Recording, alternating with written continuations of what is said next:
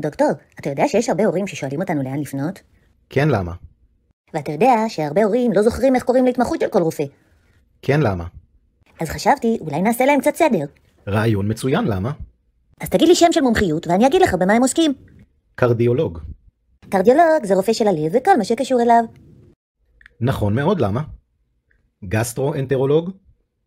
זה רופא שמומחה במערכת העיכול. יפה מאוד. אורולוג? קל, רופא של האור. סתם, אורולוג זה רופא שמומחה בדרכי השתן. נכון מאוד, למה? אופטלמולוג? זה רופא עיניים. פולמונולוג. זה רופא ריאות. למה? את ממש מרשימה. אנדוקרינולוג. זה רופא שאחראי על כל ההורמונים בגוף, שמטפל בבעיות גדילה, בעיות בבלוטת התריס, סוכרת ועוד. נכון מאוד. הימטולוג. זה מיוונית עתיקה, הימ זה דם. המטולוג זה רופא מומחה לבעיות הקשורות לדם. העתקת את זה מוויקי רפואה? אוטולרינגולוג. דוקטור, אתה מנסה לעבוד עליי? בארץ אף אחד לא קורא ככה לרופא הפוזת גרון. נפרולוג? מומחה למחלות בכליות.